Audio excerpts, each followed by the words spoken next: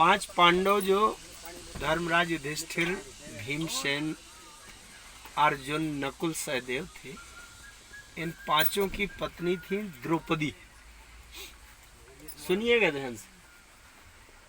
तो जब वो धर्मराज युधिष्ठिर की पत्नी हुआ करती थी, जिस दिन, उस दिन अन्य 4 भाइयों की भाभी हुआ करती थी। और जब किसी छोटे भाई के पत्नी का जिस दिन समय होता था, साप्ताहिक या जिस जो व्यवस्था चलती थी, तब बड़े भाइयों की वो अनुज वधू हुआ करती थी। ये संबंध होता था। उस दिन वो अपनी पत्नी का की भावना नहीं रखते थे उनसे।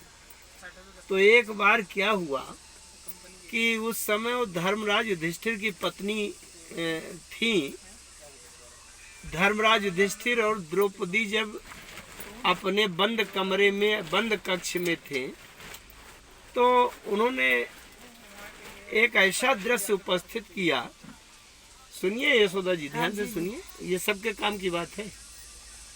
तो जब धर्मराज युधिष्ठिर की पत्नी थी द्रौपदी, अब बंद कमरे में थी, वहां से कहीं से बाहर से भीमसेन निकले और भीमसेन की कहीं से दृष्टि पड़ गई तो ये देखा कि द्रौपदी अपने बिस्तर पर लेटी हुई हैं और धर्मराज युधिष्ठिर द्रौपदी के पैर दबा रहे हैं, चरण चांप रहे हैं। ये सुना है प्रसंग आपने?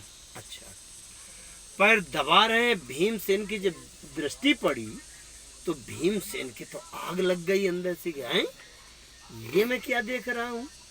ये तो धर्म के अवतार हैं हमारे बड़े भैया, और ये कर रहे हैं। पत्नी लेटी है द्रौपदी अपने बिस्तर पर और ये बैठे उनके पैर दबा रहे हैं। आइए, अगर ऐसी आदत डाल देंगे तो जिस दिन हमारी उसमें हमारे नंबर में आएगी तो हमसे भी ऐसा ही करेगी। ये तो बड़ा गड़बड़ है और बड़ा क्रोध आया। ये तो बड़ा आदत बिगाड़ रहे हैं। देखो, आग लग गई। लेकिन अब मर्यादा इतनी थी कि क्या करें, दूसरा कोई होता तो दरवाजा फाड़ के घुस जाते। लेकिन अब बड़े भैया का कक्ष है, क्या करें, क्या ना करें, कैसे करें। और लेकिन अपने आप में बहुत परेशान हो गए। अब वो उसी तरह व्याकुल से अपनी माँ कुंती के पास पहुंचे। माता जी ने कहा, भीमसेन क्या बात है, आज तुम बहुत परेशान लग रहे हो। अरे बोले, माता जी क्या बताऊं, बताते नहीं बनता, कुछ नहीं ऐसे है। माता जी ने कहा, कुंती ने कहा, नहीं नहीं नहीं, बताओ बताओ, बात क्या है? भीमसेन ने कहा, माँ मैंने आज एक ऐसा दृश्य देख लिया है कि मेरा खून खौल रहा है, कि ऐसा मैंने आज तक कल्पना नहीं की थी। माता जी ने फिर से पूछा, बोले क्या करूं, मुझे बताते नहीं बन रहा शब्द। बोले नहीं नहीं, बताओ बताओ। तब भीमसेन ने बताया कि ये द्रौपदी बिस्तर पर लेटी हुई है, हमारे बड़े भैया धर्मराज युधिष्ठिर द्रौपदी के पांव दबा रहे हैं, पैर चाप रहे हैं। मेरा ये देख करके क्रोध नहीं संभला, क्या करूं। कुंती हंसी और हंस करके कहा, थोड़ा सा कृष्ण से पूछ लो। भीमसेन ने कहा, इसमें पूछने की कौन सी बात है, मैंने अपनी आंखों से देखा, क्या पूछना है? कहा नहीं नहीं, मैं जो कह रही हूँ थोड़ा सा कृष्ण से पूछ लेना। अब माता जी की आज्ञा है तो पूछने पड़ेगा। चलो, कृष्ण से पूछने गए, भगवान कृष्ण से, और बताया कि हे वासुदेव, मैंने आज ऐसा दृश्य देखा है कि मेरा जो जोश आवेश है वो रुक नहीं रहा। भगवान कृष्ण हंसे और कहा, ऐसा है मझले भैया, भीम भैया, कल सुबह ऐसा करना कि नगर के बाहर उत्तर दिशा की ओर चले जाना। वहाँ एक तालाब है और तालाब के किनारे पर एक पीपल का पेड़ है। उस पीपल के पेड़ में 9 बजे सुबह जाकर तुम चढ़कर बैठ जाना। बस। भीमसेन ने सोचा, कहा कि बड़ी विचित्र बात है, मैंने देखा है कि वो पैर दबा रहे हैं, वो कह रहे हैं कि वो कल सुबह जाना तालाब के किनारे और पीपल के पेड़ में चढ़ के बैठ जाना, ये कौन सा उत्तर है? अरे भीमसेन ने कहा, ये क्या बता रहे हो, मेरी बात नहीं कुछ हल कर रहे हो। भगवान कृष्ण हंसे, बोले, मंझले भैया जो मैं कह रहा हूँ मेरी बात मान लो, कल देख लेना। भीमसेन ने कहा, चलो ये भी करूँगा। अब कल सुबह 9 बजे जब तालाब के किनारे गए, पीपल का पेड़ था, उसमें भीमसेन चढ़ करके बैठ गए। वहाँ पूरी झाड़ी वनस्पति जंगल जैसा था। देखते देखते कुछ कर्मचारी आए और कुछ क्षणों में पूरे मैदान को, झाड़ियों को साफ कर दिया, काट पीट के छोड़ छाड़ के। फिर थोड़ी देर में कुछ कर्मचारी आए, वो केसर, कस्तूरी, अगर, तगर, चंदन आदि का गुलाब जल से और घोल बना करके वो पूरे मैदान की लिपाई कर दिया। गोबर से नहीं, केसर, कस्तूरी, अगर, तगर, चंदन और गुलाब जल से घोल करके पूरे मैदान का लेपन कर दिया। भीमसेन ने कहा ये तो कोई विशेष महत्वपूर्ण कार्यक्रम है। थोड़ी देर में कुछ सेवक आए और उस पूरे मैदान में ऐसी कालीनें बिछाने लगे जो संसार वालों के लिए देखने को नहीं मिलती थी। इतनी कीमती अच्छी अच्छी कालीनें पूरे मैदान में बिछा दिया। अरे वाह! फिर थोड़ी देर में क्या देखा कि कुछ कुर्सियां, सोने की कुर्सियां ला करके उस मैदान के घेरे में बाहर के किनारे से लगाना शुरू किया। और थोड़ा अंदर का जब घेरा आया तो सोने के सिंहासन बड़े बड़े लगा दिए। और बीच तक जब पहुंचे तो 3 सिंहासन बड़े बड़े लगाए जो सबसे उच्च थे। और फिर बाद में देखा कि कुछ कर्मचारी एक ऐसा सबसे सर्वोच्च सिंहासन अकेला लेकर के आ रहे हैं कि बिल्कुल जो सूर्य के समान दीप्यमान है। वो सबसे बीचों बीच केंद्र में रख दिया गया उस सिंहासन को। अब भीमसेन की दृष्टि लग गई कि ये तो कोई विशेष कार्यक्रम है।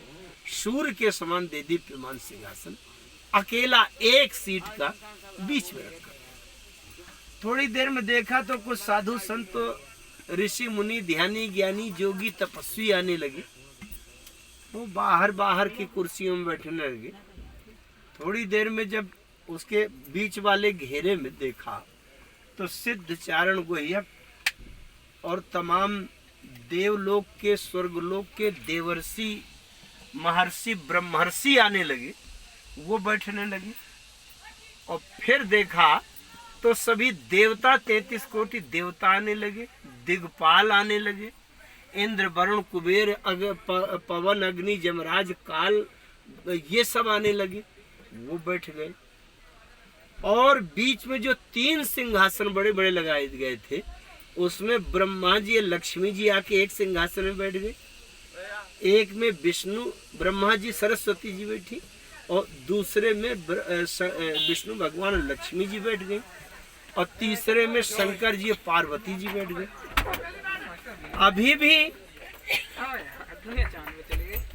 अभी भी बीच का जो अकेला सर्वोच्च सिंहासन था वो अभी भी खाली पड़ा था। अब भीमसेन सोचने लगे, जब देवर्षि, महर्षि, इंद्र आदि देवता ये सब बैठ चुके, ब्रह्मा, विष्णु, महेश अपनी देवियों सहित बैठ चुके और ये बीच का सिंहासन खाली है, अब इसमें कौन बैठेगा जो इनसे भी ऊंचा होगा।